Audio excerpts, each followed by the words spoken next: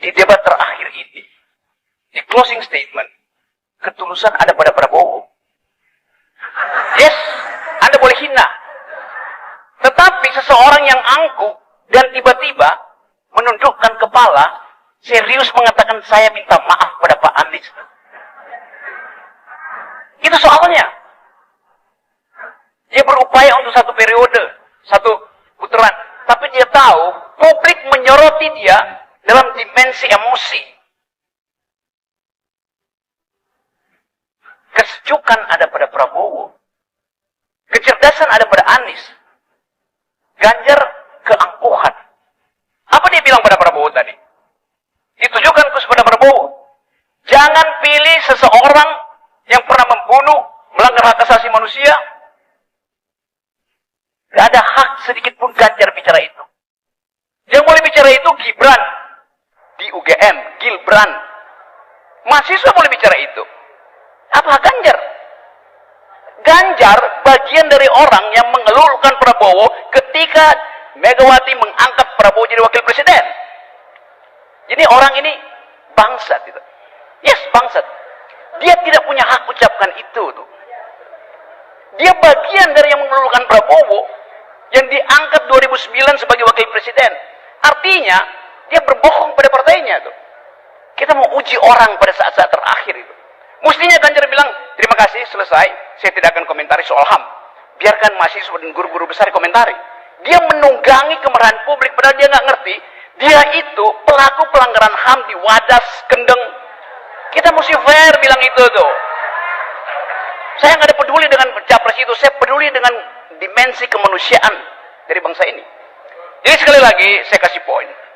Kecerdasan malam ini ada pada Anies. Ketulusan ada pada Prabowo, keangkuhan ada pada Ganjar. Dari debat capres terakhir malam ini, akhirnya aku tahu kenapa elektabilitas Prabowo Gibran itu di atas 01 dan 03. 01 terlalu akademis. Kata-kata yang keluar itu susah dimengerti masyarakat. Kayak pemerintah itu adalah pohon rindang di mana bulunya mengeluarkan oksigen dan ketika panas seluruh makhluk hidup dapat berteduh di bawahnya. Masyarakat susah mengertinya. Prabowo Gibran langsung saja. Pemerintah akan memberikan makan siang gratis. Langsung. Dari 03 selalu mengungkit-ungkit masalah dinasti, masalah HAM, masalah sakit hati, masalah keberpihakan. Gak ada visi misi ke depan.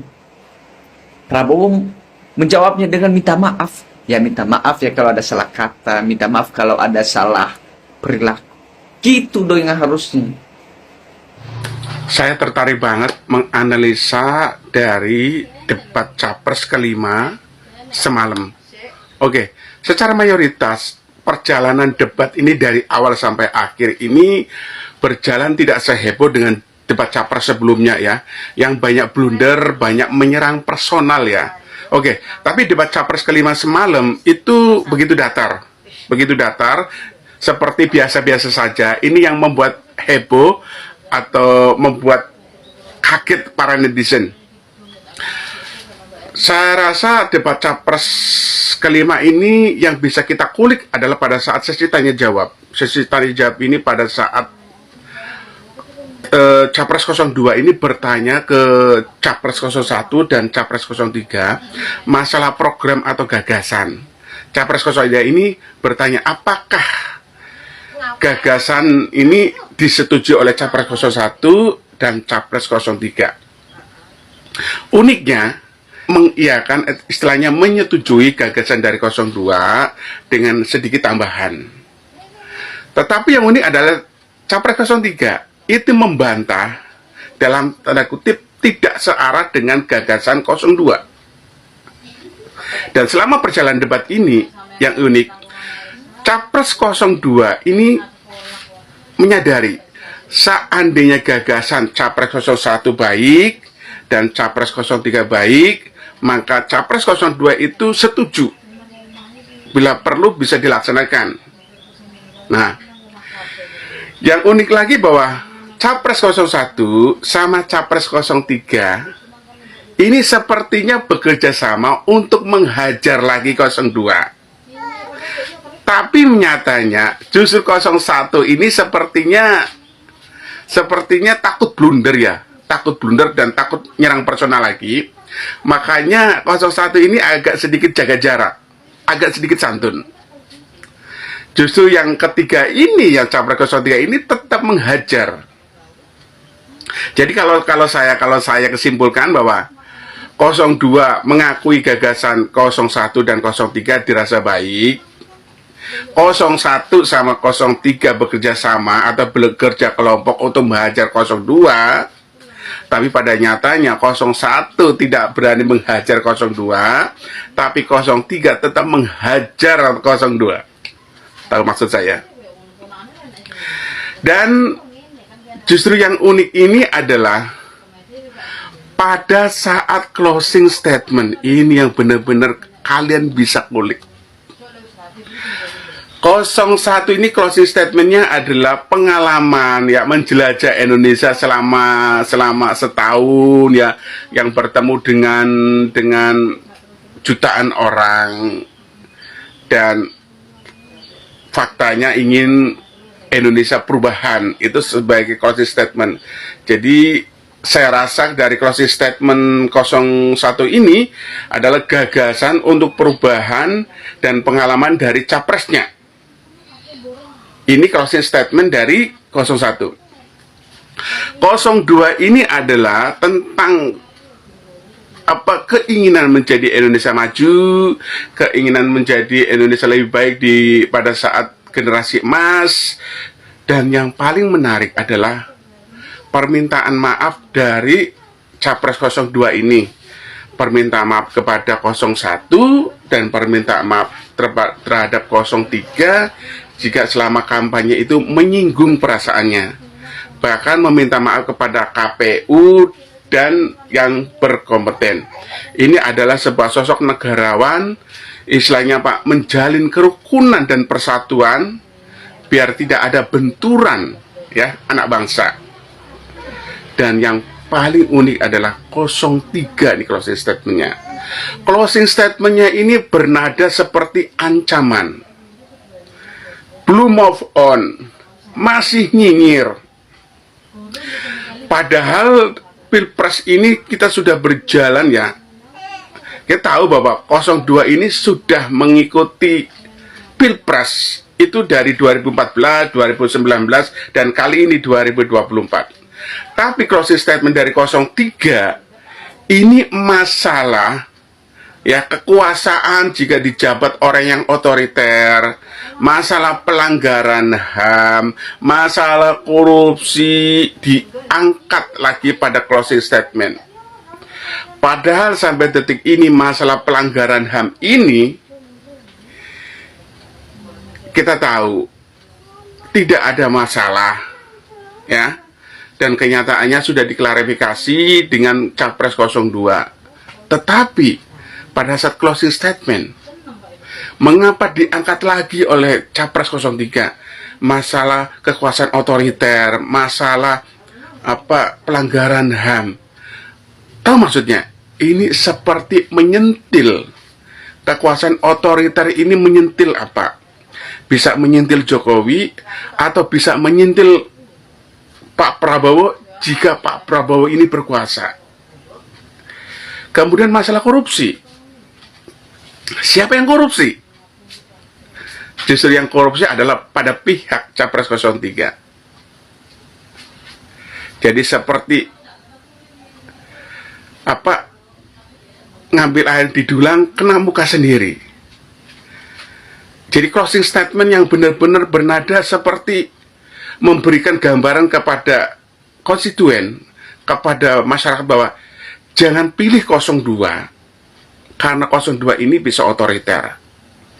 Jangan pilih 02 karena 02 ini adalah pelanggar HAM. Jangan pilih 02 karena 02 ini nanti banyak korupsinya. Jadi benar-benar ini, maaf ya, masih nyinyir, belum move on.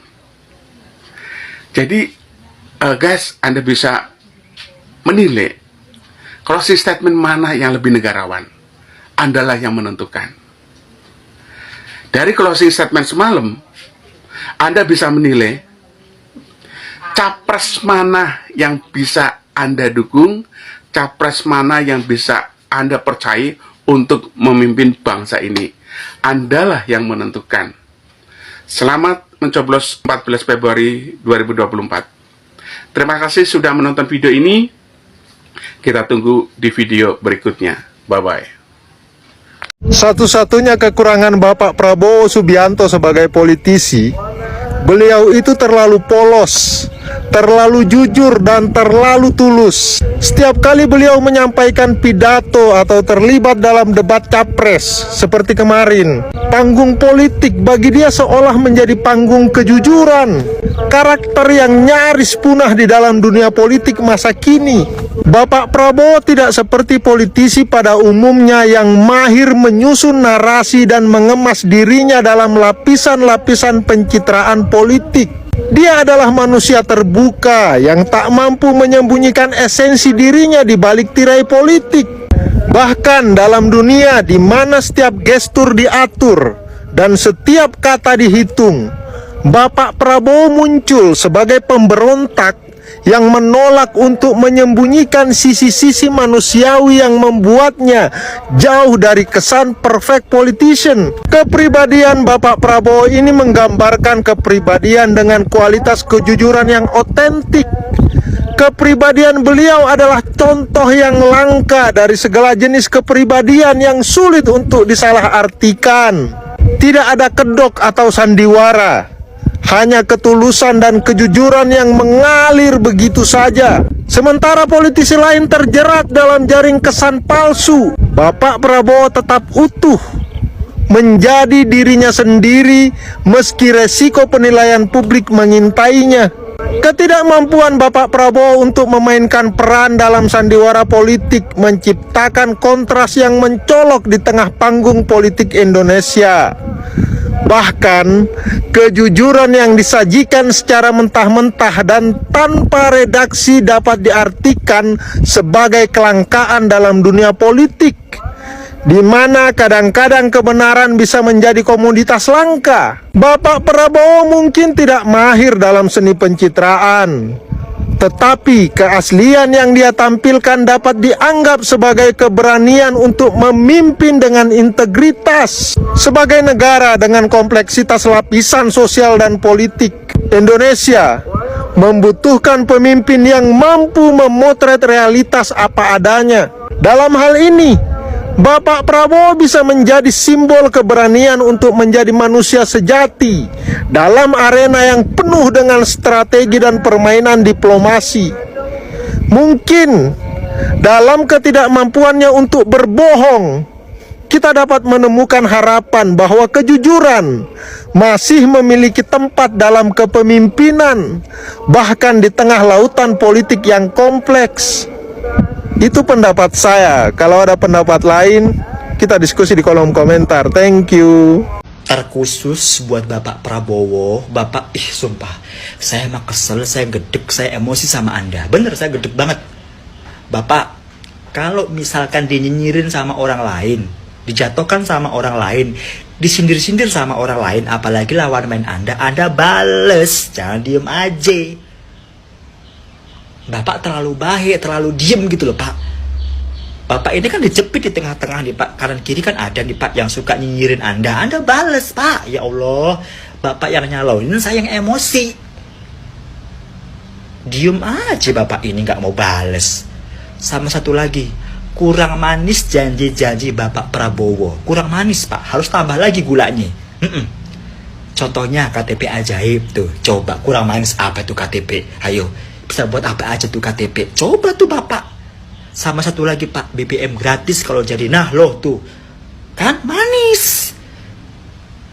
Bayar aja BBM, macet Indonesia, apalagi gratis penuh dealer pada beli motor sama mobil. Karena BBM gratis lah, coba nggak bayar. Tuh, itu manis Pak. Bapak terlalu jujur, terlalu kayak, udahlah gue mau gak usah banyak ngomong, yang penting gue kerja. Terlalu begitu Bapaknya. Coba Pak belajar dari samping-sampingnya tuh Pak. Coba Bapak kan di tengah-tengah nih, nomor 2 nih. Nah, yang kanan kiri kan pada pada punya trik-trik yang manis-manis tuh Bapak ikutin. Jangan terlalu baik, Pak. Si Bapak gemoy ini kadang-kadang, aduh, Bapak yang nyalonin saya yang emosi jadinya, Pak. Aduh, si Bapak. Des. Halo, Pak Prabowo. Bangun tidur kah? Sudah. Bapak. Saya tadi malam tuh habis nonton debat tuh saya duduk, saya renung. Saya nonton ulang, Bapak punya permintaan maaf. Kami itu tersentuh. Tapi tiba-tiba di statement Pak Ganjar itu dia serang Bapak itu. Dengan luka-luka lama itu rasa kayak sedih, Bapak. Sedih sekali.